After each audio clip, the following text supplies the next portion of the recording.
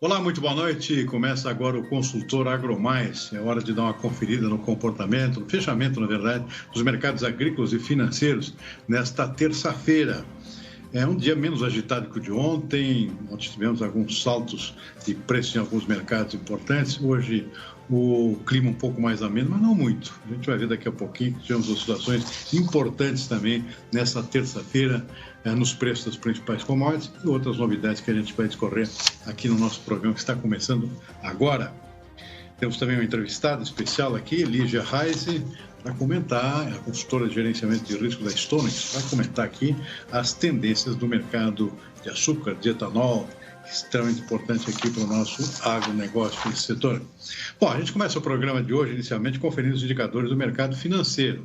O dólar despencou hoje, uma queda forte de 2,2% no mercado de câmbio. A cotação da moeda americana fechou o dia cotada a R$ 4,94. Uma queda forte, portanto, os preços voltando a cair abaixo dos R$ 5. Basicamente por conta de alta de preço de commodities, um conjunto de fatores aqui que vem fazendo com que haja uma valorização da moeda brasileira, consequentemente o dólar caindo aqui 2,2%. Mercado de ações, no índice Bovespa fechando em alta de 0,5%. Lá fora, bolsas de valores, o índice Dow Jones da Bolsa Nova York fechou em alta, 1,3%. Antes disso, o índice DAX da Bolsa de Frankfurt fechou com alta também de 1,6%. Xangai, na China, outro mercado que a gente acompanha de perto aqui, também fechou em alta nesta terça-feira. Petróleo teve um dia de muita oscilação hoje. Abriu o dia em alta, fecha o dia em queda, uma queda aqui de 1,4% a $112,60 o barril.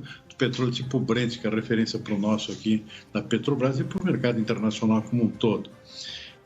Mercado, essa virada aqui, refletindo as negociações entre o governo americano e o governo da Venezuela, para tentar uma reaproximação aqui, depois de sanções impostas ao petróleo venezuelano anteriormente, por conta de questões geopolíticas, confronto com o governo Maduro, e agora uma reaproximação até para dar uma aliviada no abastecimento internacional, bastante afetado por conta da invasão da Rússia na Ucrânia.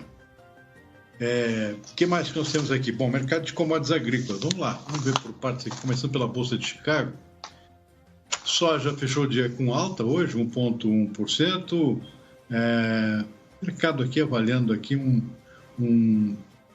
uma situação aqui de menos risco em termos de mercados financeiros, isso acabou influenciando positivamente alguns mercados de commodities, mas sobretudo aqui no caso da soja, anúncio feito ontem pelo Departamento de Agricultura dos Estados Unidos, o USDA, de um avanço mais forte aqui no plantio da safra americana de milho, que estava bastante atrasado, e havia toda uma expectativa de que houvesse uma derivação de área de milho para a soja, por conta do encurtamento da janela mais favorável aqui para o plantio do cereal, do milho.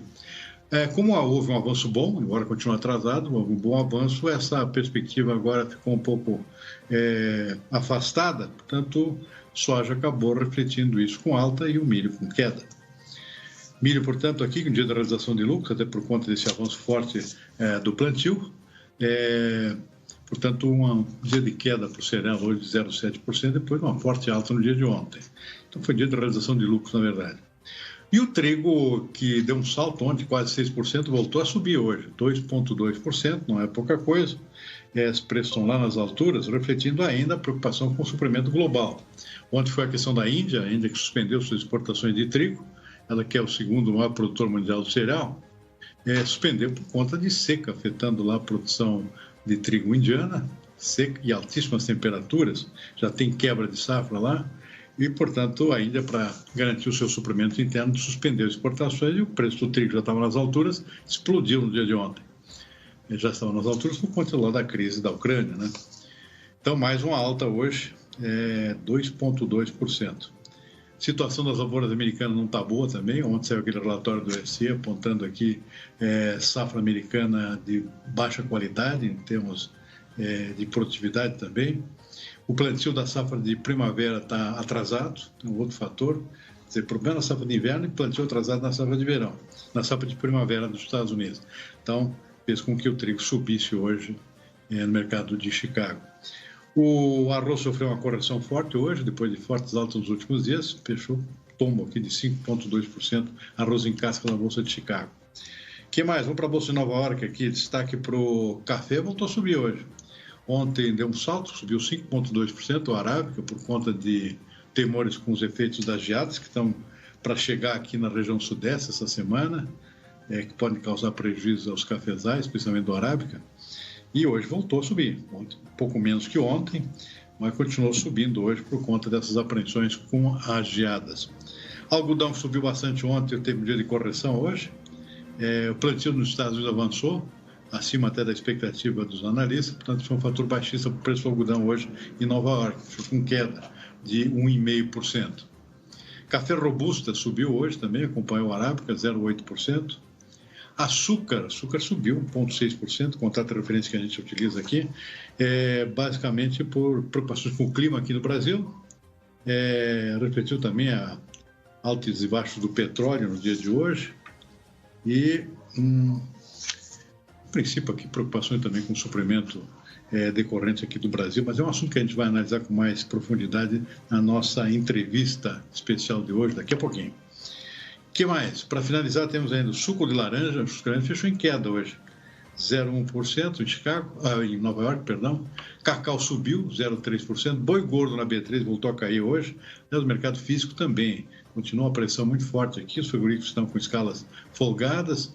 A China não deu sinal de vida ainda na retomada das suas compras de carne bovina brasileira. Tudo isso ajuda a pressionar os preços do boi gordo, tanto no físico quanto no mercado futuro aqui da P3. O contrato de junho fechou a R$ 319 arroba nesta terça-feira.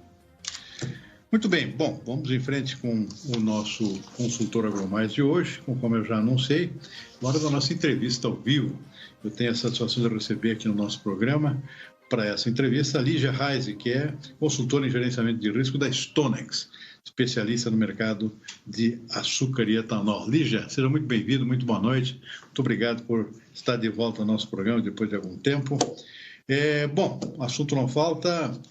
Então, mercado açúcar firme, superando os 20 centavos de dólar aqui por libra-peso em Nova York. O que está influenciando esse mercado ultimamente? Quando eu pelo menos tinha a expectativa de que houvesse uma certa pressão sobre os preços agora, com o início a pleno da colheita da safra brasileira, e parece que não é isso que está acontecendo. Conta para a gente, Lígia, muito bem-vindo, muito boa noite. Obrigada, Silmar, boa noite a todos.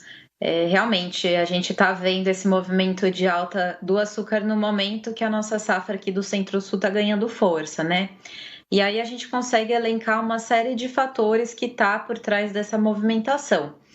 Uma delas é o fortalecimento do petróleo. A gente, embora hoje tenha visto o petróleo ceder, houve uma mudança de patamar de preço de petróleo e de gasolina, que trouxe um fator de suporte importante para o açúcar nas últimas semanas, né? Além disso, nós temos também o mercado precificando os temores com relação à ocorrência de geadas essa semana, né? Principalmente nos próximos 2-3 dias, embora os modelos já comecem a apontar que pode ser que nas áreas de cana a geada ela seja apenas pontual e não tenha um impacto tão importante. Mas, de toda forma, o mercado já veio precificando isso, né? Outro ponto é que na semana passada teve a Semana do Açúcar em Nova York, é uma semana importante para esse mercado, que acontece todo ano no mês de maio, e o mercado ali, os analistas, de certa forma, chegaram num consenso de que há uma migração maior da produção de açúcar para etanol na safra atual. Há um pouco de divergência com relação ao tamanho dessa migração, mas sim que essa migração deve ocorrer e, portanto, a oferta de açúcar ela seria menor do que inicialmente estimado. Isso em conjunto com uma oferta de cana talvez um pouco menor do que o mercado estava projetando, já que o clima em abril ele foi um clima seco, um clima desfavorável. Então, aqui eu citei alguns fatores, né, que na nossa visão são os mais importantes, e tem algumas outras questões macroeconômicas influenciando também, como uma valorização mais ampla de commodities, como um porto seguro para proteção contra a inflação e uma série de outros fatores, mas neste momento eu destacaria esses que eu falei aqui.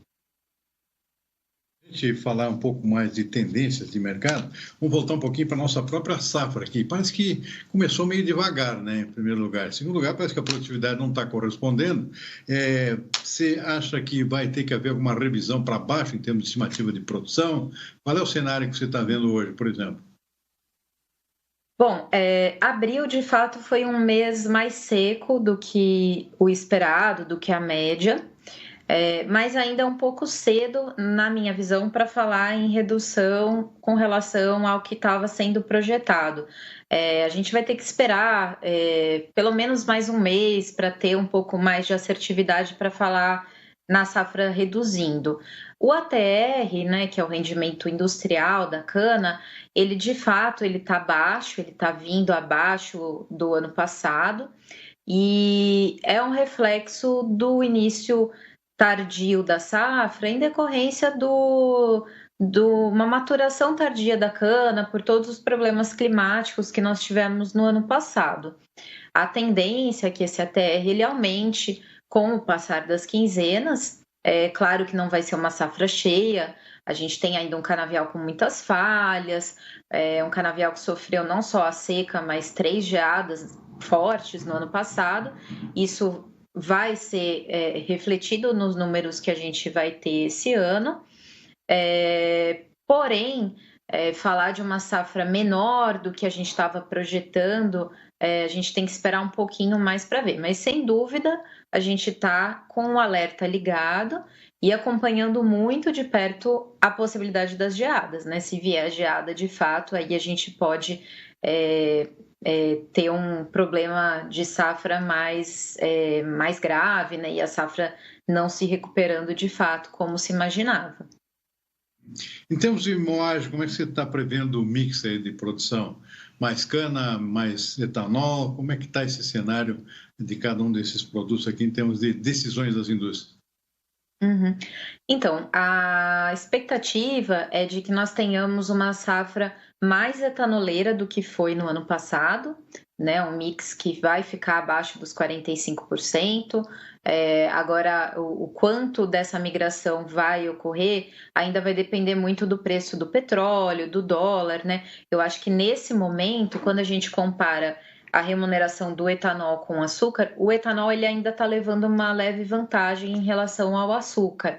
Porém, a nossa expectativa é que o preço do etanol também ceda com mais produto entrando, e essa vantagem do etanol hidratado, principalmente, né, que eu falo em relação ao açúcar, ela reduza e até em algumas situações o açúcar volte a remunerar melhor do que o etanol. Então, essa migração ela deve encontrar uma limitação tanto nessa relação de preços, como no fato das usinas do Centro-Sul já terem precificado bastante da sua safra de açúcar. A gente estima um pouco mais de 80% já precificado, né?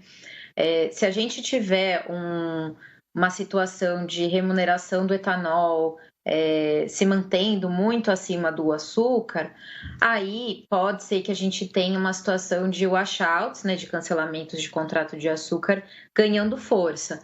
Por enquanto, esses washouts eles ocorreram em algumas situações, mas eu entendo que seja muito mais em função de atraso de safra do que de migração de mix por enquanto, até esse momento. Claro que em uma situação ou outra pode ter sido motivado por migração de mix, mas acho que não foi o fator preponderante até então.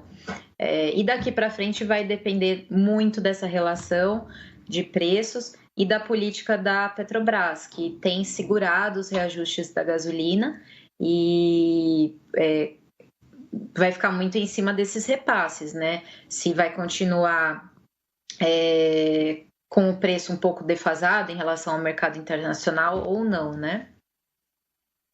Bom, a próxima pergunta seria exatamente sobre tendência da exportação de açúcar. Você falou em washout aqui, mas muita coisa foi vendida antecipadamente, né? Qual é a proporção do que foi vendido e a proporção dos washouts aqui, ou seja, as recompras que estão acontecendo, para ter uma dimensão mais ou menos como é que está o perfil atual das vendas? Então, a gente exporta aí em torno de 2 milhões de toneladas de açúcar por mês, né? E, por enquanto, o que se fala de washout até o momento é de 200, 300 mil, até 500 mil toneladas já washoutadas, né? É um número que não é oficial, não existe, né, uma estatística sobre isso, mas já há uma indicação, é um volume relevante, né? Quando a gente pensa aí que são 2 milhões ao mês, né? Falando disso para a safra toda, não é insignificante. Porém, ainda não é um volume que diluído ao longo da safra, né, com base no que pode vir para frente, que vai ser determinante no preço do açúcar, né? Eu acho que é mais um fator que se soma a tudo isso que eu falei para justificar esse momento mais altista que nós vemos para o mercado de açúcar, né? Porém, como eu comentei, ainda é muito cedo, tem muita água para rolar ainda, tem muitas variáveis, inclusive geopolíticas, né? Quando a gente fala de guerra na Rússia com a Ucrânia, tem agora a questão que você comentou da sinalização que os Estados Unidos deram com relação à Venezuela, né? Ao petróleo venezuelano, uma série de fatores que podem alterar essa paridade que hoje está levemente mais favorável para o etanol. Para finalizar, Lígia, como é que está a situação da remuneração do produtor de cana, especialmente do produtor independente? Tá bom o preço? Como é que está essa situação? O preço em si está muito bom. Quando a gente olha o preço dos produtos da cana, a gente tem um açúcar próximo de máximas históricas, um etanol também, porém há uma pressão de custos muito forte também. Essa pressão de custos ela vem do diesel, que está nas máximas históricas, né? E sofreu um novo aumento recente dos preços, né, praticados aí pela Petrobras. Nós temos uma pressão de custos de insumos, de insumos agrícolas, né, além do diesel, de fertilizantes, por conta dessa guerra aí da Rússia com a Ucrânia. E sem falar na pressão de outros insumos que são dolarizados, né? Quando a gente fala de $1,05, trazendo vários insumos que são dolarizados para real, a gente tem uma pressão também. A mão de obra é outra fonte de pressão, né? A inflação ela está aí rondando a casa dos 2 dígitos, e então a margem em si ela tem sofrido uma pressão importante, né? Quando a gente contextualiza. No caso, para essa safra, o rendimento deve melhorar um pouco, né? O rendimento agrícola, com relação ao ano passado, que foi uma quebra de safra histórica, né? Mas ainda assim, esse aumento de produtividade ele não deve compensar a elevação dos custos. Então, é uma situação delicada de toda forma, né? Perfeito. Muito bom, está aí Lígia Reise, consultora em gerenciamento de risco da Stonex, especialista no mercado de açúcar e etanol. Lígia, muitíssimo obrigado pela entrevista, muito bem-vinda de volta aqui, espero que a gente converse novamente com mais frequência daqui para frente, e até uma próxima, então, uma boa noite, obrigado, hein? Eu que agradeço, foi um prazer, boa noite. Boa noite. Muito bem, vamos em frente com o nosso consultor AgroMais desta terça-feira. Então, uma conferida rápida aqui no fechamento de alguns mercados físicos aqui hoje no interior do Brasil. Soja aqui fechou com queda hoje. Mesmo com a alta em Chicago, o dólar foi mais forte aqui. A gente viu que o câmbio aqui tombou hoje, caiu 2,2% no mercado de câmbio, e isso acabou neutralizando a alta em Chicago, os preços caíram no mercado interno. Estou vendo aqui Passo Fundo foi exceção, subiu R$1. Cascavel no Paraná caiu R$2 para 188,50. Passo Fundo fechou em 196. Rondonópolis, Mato Grosso caiu R$4 para 177. Rio Verde, Goiás caiu R$1 para 176. Dourados, Mato Grosso do Sul caiu R$1 para 182. São alguns preços aqui que a gente captou agora no fechamento do dia. Café. O café ficou estável hoje. Mercado físico brasileiro. Subiu em Nova York, mas o câmbio também acabou derrubando aqui, neutralizando, melhor dizendo, essa alta lá em Nova York.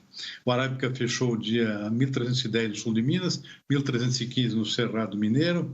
O Conilon, ao contrário, Vitória, que subiu R$10 para R$755 por saca de 60 quilos. Bom, vamos em frente, tem mais informação pela frente.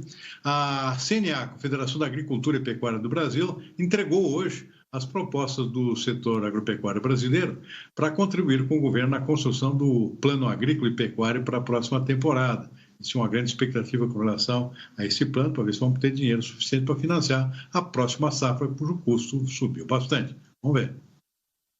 Pois é, eu estou aqui na sede da CNA em Brasília e daqui a pouquinho está previsto então a entrega desse documento para alguns representantes do governo. Um documento de 64 páginas detalhando aí realmente as necessidades do setor, de acordo com a equipe técnica aqui da CNA, e que aí será levado e avaliado por membros do setor. Mas para a gente discorrer um pouquinho sobre os principais pontos desse documento, que ainda não foi lançado, então a gente está aqui antecipando para todos que estão nos assistindo. Eu convidei aqui o presidente da Comissão Nacional de Política Agrícola da CNA, o deputado federal José Mário Schreiner, que vai poder detalhar um pouquinho para a gente. Bom dia, deputado. Primeiro, uma das metas prioritárias, um dos pontos prioritários, na verdade, fala sobre o valor para a subvenção ali, que vocês pretendem colocar na casa dos 21 bilhões e 800 milhões de reais. Vai passar de 13 bilhões para 21 bilhões, um aumento de 67,8%. Qual a importância desse valor aí e por que esse aumento na visão de vocês? Esse valor ele se justifica em função dos aumentos dos juros que nós tivemos. No ano passado nós trabalhávamos com uma Selic de 2,5% e hoje nós temos uma Selic de 12,75%. E esses 21,8 bilhões, eles são utilizados para você equalizar os juros, aquilo que o mercado aplica e aquilo que se pretende aplicar aos produtores rurais, a forma e o custo que isso vai ter aos produtores rurais. E é claro que dentro desse contexto nós temos várias situações, por exemplo, está previsto um plano com juros abaixo de 2 dígitos, que é também um ponto extremamente importante. Você tem aí a geração de mais de 200 mil empregos, você tem o aumento da produção num momento de guerra que o mundo passa, uma inflação mundial. Sem dúvida nenhuma, esses recursos eles viriam também no combate à inflação, além da geração de empregos, além do aumento do PIB brasileiro e, é claro, também contribuir com as exportações. Então, são pontos extremamente cruciais e importantes dentro desse plano safra, além de outros, é claro, 2 bilhões para o seguro rural. Nós vimos esse ano acontecer eventos extremos, como a seca no sul, chuvas em outras regiões, e o seguro rural é uma ferramenta extremamente importante, por isso que 2 bilhões para o seguro é um volume bastante expressivo e necessário para a agricultura brasileira. Além do que, um quarto ponto que eu queria destacar também é a regulamentação do fundo de catástrofe, para exatamente esse fundo de catástrofe poder ser acionado quando existem e ocorrem eventos extremos, principalmente eventos climáticos. Então, são pontos extremamente importantes. É importante nós ressaltarmos que esse documento ele foi gerido, ele foi ali pactuado, ouvindo todo o Brasil, as 5 regiões do Brasil, ouvindo os sindicatos rurais, ouvindo as federações, ouvindo as entidades ligadas ao agro. E é claro que chegou-se nesse ponto. É extremamente importante, eu acredito que 21,8 bilhões viria de encontro com aquilo que nós queremos, principalmente no combate à inflação. esse Plano Safra está cercado aí de muita expectativa, porque vem também num momento um momento muito delicado no cenário aí para o setor produtivo, porque os custos de produção, insumos, fertilizantes estão muito altos, tem aquelas crises internacionais. Então, esse momento esse Plano Safra está cercado de muita expectativa, porque se fala muito em segurança alimentar, não é isso, deputado? Sem dúvida nenhuma, e o Brasil tem todas essas condições extremamente favoráveis. É claro que a questão dos fertilizantes nos preocupa de sobremaneira. Hoje, principalmente agora com o evento da guerra Rússia-Ucrânia, que são a Rússia um grande fornecedor de fertilizantes, assim como também a Bielorrússia.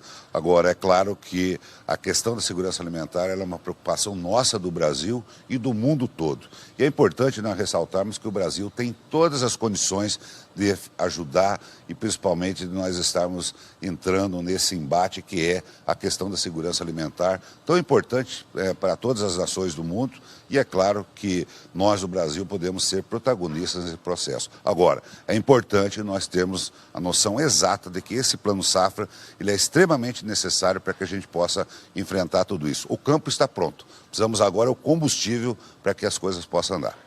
Deputado José Mário Schreiner, presidente da Comissão Nacional de Política Agrícola aqui da CNA, muito obrigado pela sua participação. Nós vamos ficando por aqui com o nosso consultor AgroMais desta terça-feira. Uma boa noite e até amanhã.